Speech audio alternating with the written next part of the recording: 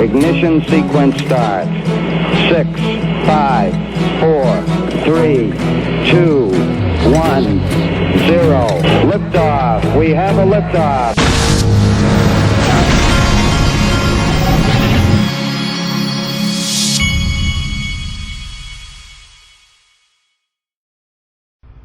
Hey everybody, this is the Digital Asset Investor, and amidst all of these, it's like these people are.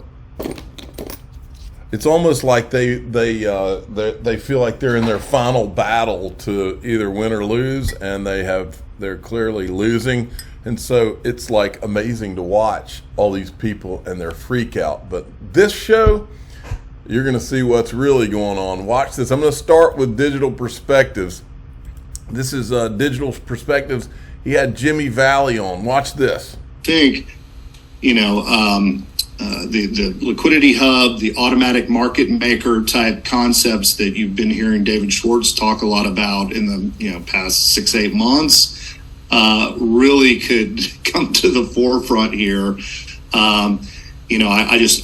It's a dream to me, and I'm no doubt probably, I don't want to put words in his mouth, obviously, but a dream to someone like a David Schwartz, who's arguably the greatest programmer walking the face of the earth right now, to be told that programmatic sales are okay.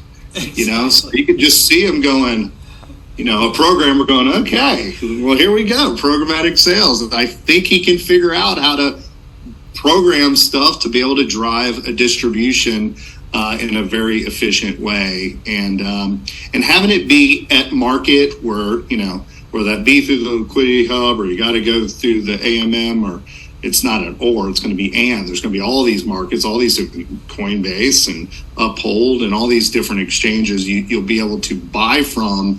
What we'll see very quickly, right, is the people who are taking the most fees off these transactions, that's going to get squashed down. And it'll be this kind of the automated type stuff that will be the most efficient. And that could happen extremely fast. I would think so too, because you're touching on something that I think has a lot of weight to it, right? Which is the automated market maker. It's like allowing not only market makers, but market participants who buy enough XRP to become a market maker. This is like this perpetual lock up the value in the network so everyone could use it for liquidity, earn fees on the transactions, rewards from liquidity tokens. I mean, it's just, there is a whole scenario here that looks to be poised for mass adoption and mass total value locked up, TVL, because I think locking up this value to use it to serve the system is the holy grail that we heard, Dilip Rao at his time at Ripple and so many others talk about at Ripple. Yeah, complete. All right. So they're talking about the Liquidity Hub there, but it wasn't just them talking about. This also came out of Digital Perspectives. And this is from the Twitter Spaces. I played a couple of clips from it yesterday. This is Joe Indoso, who's the COO of Link2. Now, it's important, I mentioned it before. It's important you understand how Link2 gets Ripple shares. Joe Indoso literally, or him or someone at Link2 would literally have to get on the phone with people at Ripple and say, look, we want to buy some shares. Do you have any employees that want to sell shares of Ripple? And the employees who may need liquidity, they may have been holding for forever. Somebody may need liquidity for some life event or whatever. Well, Link2 has to have conversations with the people at Ripple on that. So this guy's Joe Indoso. When you hear him say something like this guy is not somebody who's not connected. He knows, he talks to people over there. So watch this. Points here to be made. That is a one-time fee, a penalty that's going to get paid for an issuance of XRP that took place in the past.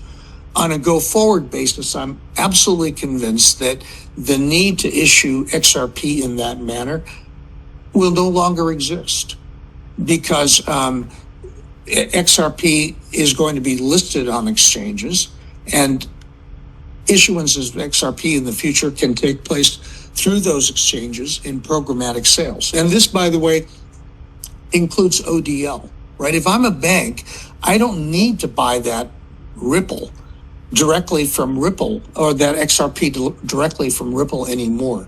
Today, I would simply use Ripple's Liquidity Hub, and I would get that source on a best execution basis from any one of 100 exchanges worldwide that are tied into Liquidity Hub. Therefore, that would be a programmatic sale under Judge Torres's nomenclature, and therefore not a security issuance event. So I think it puts Ripple now in this very special position that, frankly, a number of the other altcoins still are not at, because the SEC is now going to train their guns on the other guys, and they're going to have to go through their version of hell the same way that, you know, Ripple has been able to withstand and survive the last couple of years. So they're ahead of the pack at this point. That's the significance, in my view, of what happened last week. Now, folks, I'm not telling you that Joe Indoso gets any special information from Ripple, but what I am telling you is I know the guy. This guy's one of the smartest guys that I've met since I would put Joe Indoso and Greg Kidd as two of the smartest people I've met since I got in this thing, okay? And this guy is no dummy. When he's saying stuff like that, he's pieced it together, and he's a really sharp guy. And he is one of my sponsors, by the way, linked to. And they just redesigned their website. Do not forget, folks, the things Joe Indoso is saying about that is bright skies ahead for Ripple, folks. And what that means is, guess who's got Ripple private equity on the platform, folks. We got some really exciting times ahead. I don't care what anybody says. Listen to this guy. This is interesting. Let's go to the XRP. Remember, friends, this is the first little move that's going to make you a very happy boy. We've been calling XRP consistently, and this is the move. That's $16.75 with that stop loss on this tiny little fractal. It looks tiny from up top there. That tiny little fractal is going to be your break and entry into a far bigger one that is giving you a risk reward of 683. The beginning of a journey of a third high. Go and look at those YouTube. So many people are after timers. We said we need a third high that will run $1.10 before it eases a wee bit. That is going to set you up for life, potentially, if you know how to play it right. This is a bull market. The alts are coming. We need a third high out of this guy. It could and still go high. I like that. Alts are coming. And XRP to lead the way, folks. All right. And look at this from Cowboy Crypto. Email from Bitrue regarding XRP. Holdings have increased from under 200 million USD of XRP to over 800 million USD of XRP in just the last 2 days. 88% long. 88% long. Check this out. This is a guy from Ripple. Watch this. I'm known for being fairly verbose, so we'll see. Hi, my name's Aaron Sears, and this is Crypto in a Minute. Okay, so you've got Aaron's sneaker business, and I've got 5 foreign subsidiaries. I've got rubber processing plants in Thailand. I've got leather sourcing happening in Morocco. I need to make payroll in those facilities, and I need to pay suppliers. So today, I'm subject to international wires that can take 3 to 5 days to settle. To be able to send those wires in the first place, I've got to be mindful of wire cutoff times, bank holidays, and so forth. And I'm dealing with an opaque system, so the status of my payment is really unknown during its entire journey. Move over to the world of crypto, and I've got instant settlement. I have 24/7, 365 availability, and I've got excellent transparency, so I know the status of that payment at any point in time. So it's very clear that crypto is a powerful tool to help me run my business and keep my employees and suppliers paid around the world. All right, he did it. Then we've got Coinbase CEO Brian Armstrong. He's going to meet with House Democrats behind closed doors on Wednesday. You know what this is, folks? This is the XRP Army and Ripple helping put Brian Armstrong, who never did do anything to help us, until recently, they're all of a sudden wanting to be friends. But this guy is being helped by the same people that he pretty much strung along for years and years and years and didn't even respond to. So I guess maybe he's learned a life lesson in this. Now check this out from the Republic of Palau. You know what? I'm going to go with my gut on this. I'm not going to play this because I'm worried that it's going to give me a copyright hit. But you need to go watch this. This guy is the digital residency officer director. This is about the Palau is building a stable coin, a prototype. Palau stable coin, PSC, the CLUC, a prototype digitization of the US dollar. It's a 1-for-1 US dollar on the XRP ledger. Then John Deaton was on Real Vision. By the way, let's talk about the distinction between Ripple and XRP, since you make the point, and it is a very important one. Well, yes. If Ripple could go back and change one thing in its history, this is me speculating, I would imagine that it would be not to call the XRP token the Ripple token in the very beginning, because people use Ripple and XRP on exchanges. When it was listed, sometimes it would say Ripple and then parentheses XRP. And so there's a distinction between the token, which is the native crypto asset of the XRP ledger, to say the blockchain, like ETH is Ethereum, Bitcoin is Bitcoin network. And so Ripple is the company that sells software that's trying to replace SWIFT, the payment messaging and system in the world. And so Ripple is the company. And so that issue of that you were talking about is that interlocutory appeal. It is the SEC. That's what John or Charles Gasparino was trying to act like on Fox Business, that the SEC is going to try to do an interlocutory appeal, an expedited appeal. Go and say, Judge, this is a major issue. We think you got it wrong. There's a lot of inconsistency. We're asking you to certify that this goes up. But if I'm Ripple, now here's the thing, Ash. If I represent Ripple or the executives, am I going to object to that or agree, yes, let's go get it up to the Second Circuit and possibly get a worse ruling? Or am I going to say, wait, this has been hanging over our head, these two executives, for 2.5 years. That doesn't count the 30 months that they were under investigation. So really, we're at 5 years that this has been hanging over these two executives. They have their right in court, Judge, before we go up on appeal. All you did was apply the standard test that we all agreed to. The SEC came to you and said, apply the Howey test, and you'll determine that XRP is a security. You did. They don't like the result. We shouldn't have an appeal immediately. That's what I would do. That's what I would do. And so I think that unless Ripple is going to concede and agree with the SEC that it should go up earlier, I don't see it going up earlier. Oh. All right. And then here's another clip with John.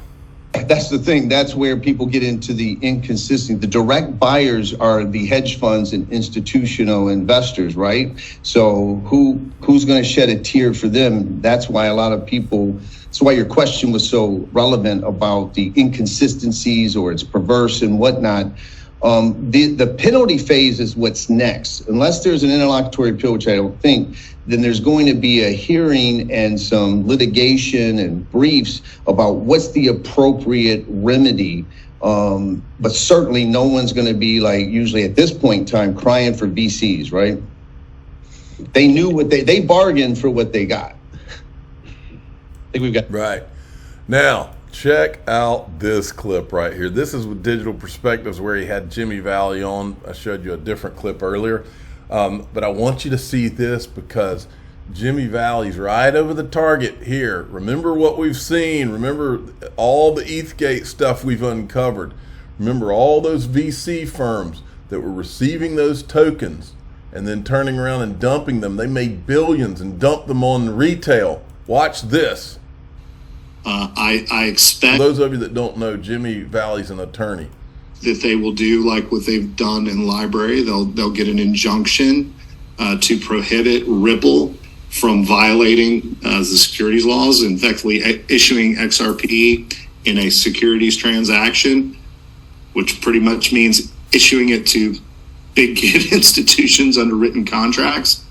And the really great thing is, as you step back and let this decision process, there's been a business model that has been perpetrated in crypto, and let's call it the venture capital business model. But we know because we know all these players, we know who we're talking about. But these are people who were able to get a direct allotment of a cryptocurrency directly from the founder sponsor of the project, and then engage their media assets to increase the value of said asset, and then they dumped it on retail.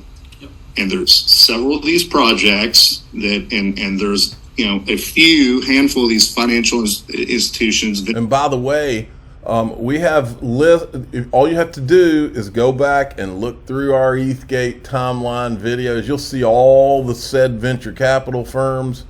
And remember, some of those venture capital firms, we won't name any names here, but some of the venture capital firms that were involved in all of this, they went out and bragged about shorting XRP and all of that. Remember all of that, folks? As I sit here right now,